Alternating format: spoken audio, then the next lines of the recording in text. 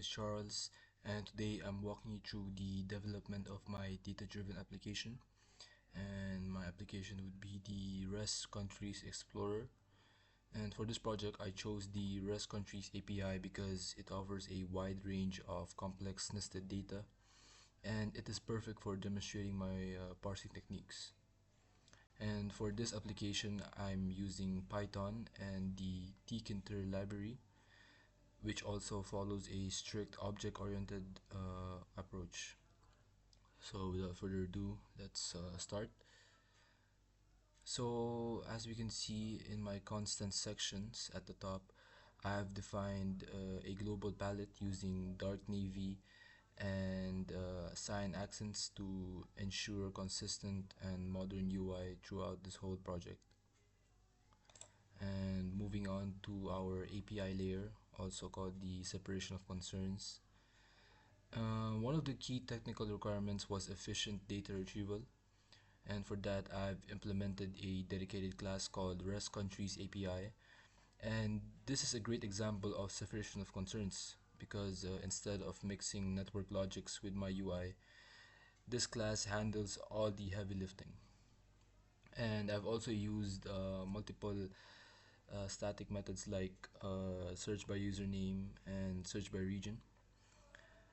And inside the fetch method, I'm using the request library, and as we also notice the error handling here. I've implemented the response raise for status to catch HTTP issues, and a try accept block to manage connection failures. And this ensures that if the API is down or a user enters a fake country, the app doesn't crash. It simply passes a clear error back to the user interface. So moving on to the main controller app and the frame switching, I've created the REST Countries app class, which inherits from TK and TK, to create a multiple page field within a single window. And I used a frame stacking technique in the init frames, which both utilizes the home frame and the explorer frame at once and store them in the dictionary. And the show frame, it uses a TK race to bring the requested page to the front. So this makes it much more efficient than constantly destroying and recreating windows, and it provides a seamless user for a seamless experience for our users.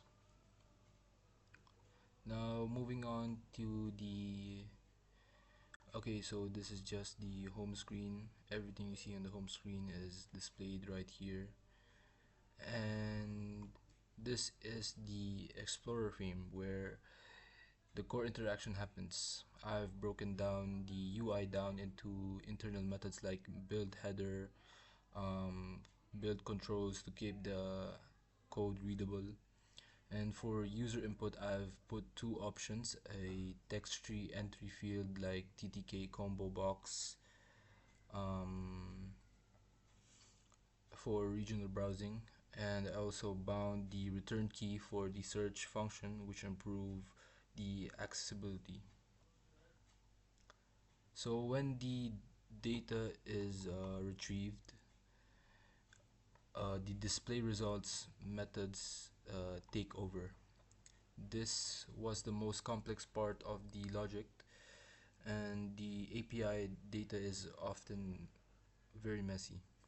For example, some countries have multiple currencies or languages, and for that I used the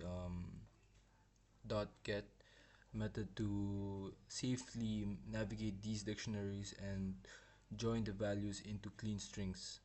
And I also formatted the population numbers with commas using Python's fstring formatting to make the data more human readable before inserting it into the scrollable TK text widget. And Overall, this project allowed me to implement advanced OOP concepts, custom styling, and robust error handling. And if I were to expand this, I would look into my asynchronous programming to prevent the UI from freezing during the data fetches. And that's it for my technical walkthrough. And in the next video, I'm going to be running the code.